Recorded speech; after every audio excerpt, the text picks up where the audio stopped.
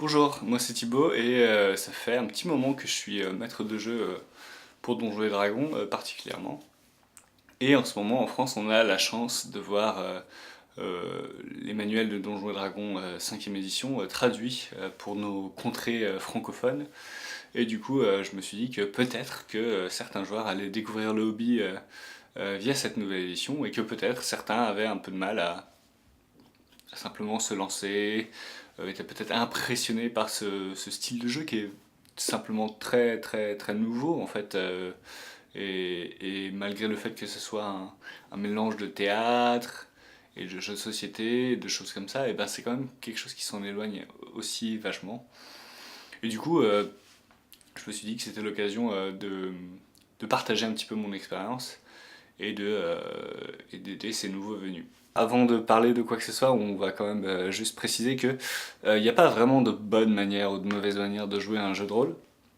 Il y a des bonnes ou des mauvaises manières de se comporter durant un jeu de rôle, mais finalement, des manières de jouer au jeu de rôle, tant que ça vous plaît, tant que vous vous amusez et que le reste du monde joue à table, qui joue à table s'amuse, finalement c'est que vous faites quelque chose de correct. Donc ne prenez pas mes mots pour des vérités absolues et vous pouvez évidemment trouver votre style, prendre des petits bouts de ce que je dis, l'ignorer complètement, faites votre tambouille. C'est un peu ça qui est beau aussi avec le jeu de rôle. Pour cette vidéo, je voulais parler un petit peu de création de personnages, et pas dans le sens caractéristique, pas dans le sens fiche de personnage, pas dans le sens mais dis donc, Jamy, combien j'ai de points de vie au niveau 1, mais plutôt dans le sens comment créer un perso euh, qui crée de l'engagement à l'intérieur du jeu. En fait, en ce moment, je suis en train de relancer une campagne de jeu de rôle avec mes colocataires. Et durant les 2 années précédentes, j'ai remarqué que au fur et à mesure des sessions, les joueurs étaient de moins en moins impliqués et venaient en s'asseyant en se disant que bon, même s'il faisait pas beaucoup d'efforts, il allait de toute manière se passer des trucs cool, que le maître de jeu allait se débrouiller pour qu'il arrive des choses fun à faire. Du coup, la philosophie que je suis en train de développer et qui est probablement pas nouvelle hein, évidemment, mais que je suis en tout cas, c'est celle du joueur-acteur et du MJ qui donne les réactions. Le jeu de rôle, c'est raconter une histoire, pour moi en tout cas, et que c'est pas l'histoire du monde qu'on raconte, mais c'est celle des joueurs. Donc c'est le joueur qui est au centre, c'est les choix de ces joueurs et la manière dont ils se comportent qui est importante. Alors du coup, je vais détailler 3 manières de le faire, sachant que le niveau 1, ce sera un petit peu le niveau du débutant quand on ne sait pas trop comment s'y prendre, etc. Et on va aller jusqu'au niveau 3, qui est un truc un peu plus poussé, et on peut aller un peu plus loin dans son concept de personnage. Je vais aussi faire peut-être une vidéo sur les contreparties du maître du jeu, en fait, sur ça, puisque même si le joueur a des choses qu'il doit faire, des engagements entre guillemets pour réussir à faire un tel personnage, le maître du jeu doit lui aussi inciter ce genre de jeu, ce type de jeu, et, euh, et j'aimerais simplement partager mes techniques pour faire ça. Le niveau 1 de la création de personnages, encore une fois on parle pas de caractéristiques, on parle pas de tout ça, on parle plutôt d'implication à l'intérieur du jeu. Le niveau 1, c'est la race stéréotype, la race ou la classe stéréotype. Euh, c'est quelque chose, quand on commence à jouer, c'est facile à faire, mais il faut quand même faire attention à ne pas tomber dans quelques pièges. L'exemple que j'ai, c'est le nain rigolard, bon vivant, mais fier, bourrin, bourru. C'est une personnalité qui fonctionne plutôt bien. Il faut déjà être un petit peu à l'aise dans la riposte, la répartie. Donc si vous êtes quelqu'un d'un peu extraverti, ça peut se faire assez aisément. Donc ça, c'est la première manière de le faire, c'est de dire j'ai cette race dans mon univers fantasy classique, elle se comporte de telle manière, je vais donc la jouer de telle manière. Ça crée un espèce de niveau de compréhension instinctif du personnage. On sait comment il réagit puisqu'on a déjà vu ce stéréotype dans plein de situations et qu'inconsciemment on est capable de décrypter ces situations et de comprendre les intérêts du personnage, etc. etc. Le revers de la médaille, c'est que y a le stéréotype de l'elfe assassin solitaire ou quelque chose comme ça, mec super badass, loup solitaire, euh, qui dit pas grand chose mais qui est super puissant. Euh, le problème qu'il y a avec ça, c'est que c'est un joueur qui ne joue pas avec l'équipe. C'est un joueur.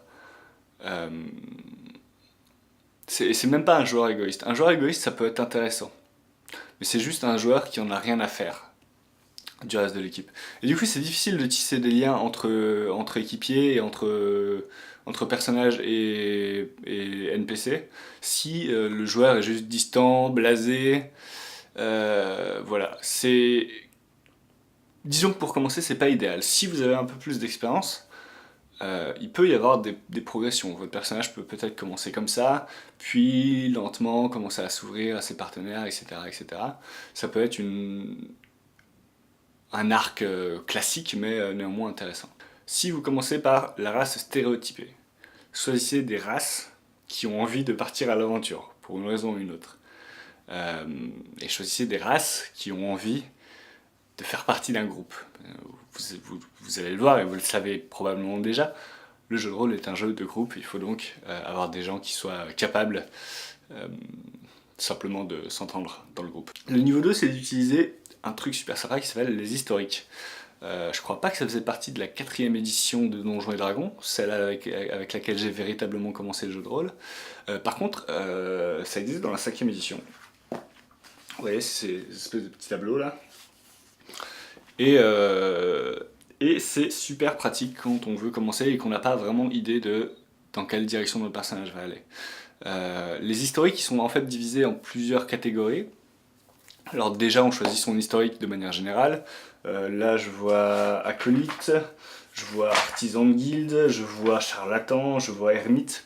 Bon, voilà, il y a plein de choix très différents. Et après à l'intérieur de ces historiques il y a 4 petits tableaux qui sont personnalité, idéal, lien et défaut, et qui vont vous aider à comprendre la mentalité de vos personnages. Moi je le vois plutôt comme ça, généralement. Quand je crée un personnage, j'ai un espèce de concept intéressant qui m'aiguise, et ensuite le processus de création, c'est plus un processus de découverte de qui est ce personnage que dont j'ai vaguement une image dans la tête. Donc du coup la personnalité c'est assez facile de savoir ce que c'est, mais c'est quelque chose qui est facilement oubliable quand on crée un personnage sans avoir cette aide, dans le sens où on a tendance à se concentrer sur les faits et pas vraiment sur le reste, et moins sur la personnalité. Ou alors c'est genre, il est solitaire, il est avenant, mais c'est généralement des choses très courtes. Dans la personnalité, il y a des choses un peu plus précis. J'ai toujours un plan de secours au cas où les choses tourneraient mal. Après, il y a évidemment les idéaux. Votre personnage il va avoir un objectif, récupérer la robe magique du magicien, je sais pas quoi. Mais toutes les aventures qu'il va faire vont pas se diriger vers cet objectif. Donc il faut un idéal qui lui permette de décrypter le reste du contexte quand il va pas vers son objectif. Le lien, c'est quelque chose de très important. C'est ce qui permet d'ancrer votre personnage dans le monde. C'est important à la fois pour vous, mais aussi pour le maître de jeu, pour le maître de jeu, que le personnage et le monde aient une dynamique où l'un agit sur l'autre et l'autre agit sur l'un. Et le lien aide à faire ce genre de choses. Là, par exemple, j'ai mes biens mal acquis me permettent d'entretenir ma famille. Alors ça veut dire deux choses, ça veut dire que déjà on est voleur, etc., etc. Ça peut dire des choses sur son alignement, mais aussi il a une famille. Donc on est déjà sur quelque chose de plus nuancé, on est peut-être sur quelqu'un d'un peu mauvais, dans le sens où il vole des gens, et encore c'est pas précisé, peut-être qu'il tue des gens pour acquérir leurs biens, mais en même temps il a une famille. Donc ça crée un espèce de conflit interne. Et accessoirement, si le maître de jeu sait qu'il y a une famille, il peut venir l'utiliser pour créer du conflit durant la campagne. Et ça, c'est les moments les plus intenses et les plus intéressants, si vous voulez, d'une campagne. Celle où le passé rattrape un personnage et où les autres personnages, vos camarades de jeu, viennent à découvrir que votre personnage a un passé, et ça c'est un sentiment très fort qui est vraiment à ancrer dans le monde. Et enfin il y a les défauts.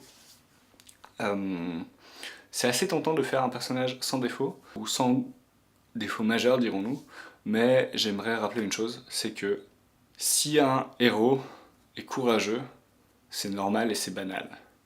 Si un lâche est courageux, c'est le truc le plus épique du monde. Donc, si vous voulez avoir un personnage qui devienne le mec le plus badass du monde, il lui faut des défauts qu'il lui faudra surmonter au fur et à mesure de l'aventure. Vous voyez l'espèce de processus qu'il y a? C'est pas commencer par créer le personnage parfait, c'est planter la graine du héros qui sera plus tard.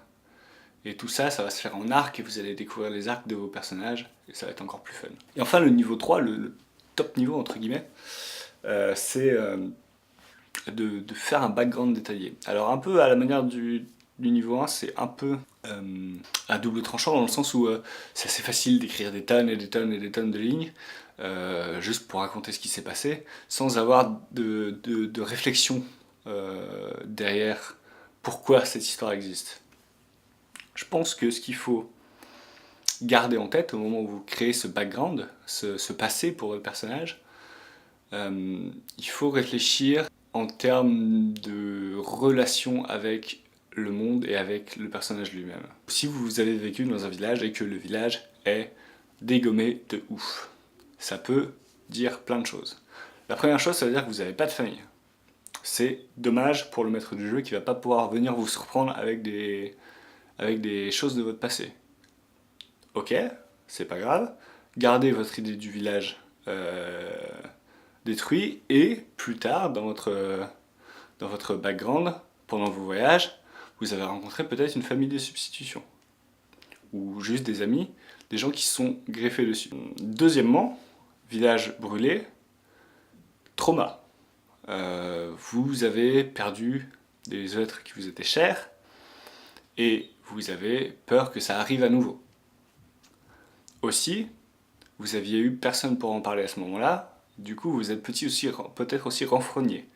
Vous avez du mal à exprimer vos sentiments. Et peut-être en troisième, il y a aussi peut-être une recherche de vengeance. Ou en tout cas, s'il n'y a pas de vengeance, il y a peut-être un côté je ne veux pas que ça arrive à d'autres personnes. Donc vous voyez comment avec un seul élément, on peut tisser des liens avec le futur. Avec la famille pour un passé qui reviendrait plus tard, avec la personnalité qui va dicter la manière dont on va interagir avec les gens, et avec l'idéal qui est je ne veux pas que ça arrive à quelqu'un d'autre. Donc par contre, évidemment, il faut poser ces questions.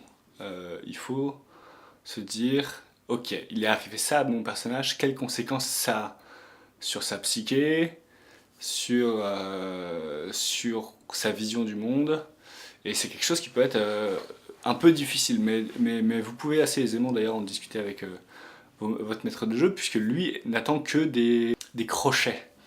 Votre maître de jeu, il veut des crochets, des trucs qui vous raccrochent à votre passé, à vos émotions, pour pouvoir venir ensuite les utiliser à sa guise. Du coup, plus vous lui en donnez, plus il y aura d'opportunités de créer des situations à la fois intéressantes à créer pour le maître de jeu et à la fois intéressantes à jouer pour vous. Et on va s'arrêter là pour aujourd'hui. Je sais pas comment ça s'est passé. N'hésitez pas à me dire si ça vous plaît, si ça vous plaît pas, quels sont les problèmes qu'il y a, c'est important. Bon, sur ce, je vous laisse. Et puis à la prochaine, peut-être. Ciao!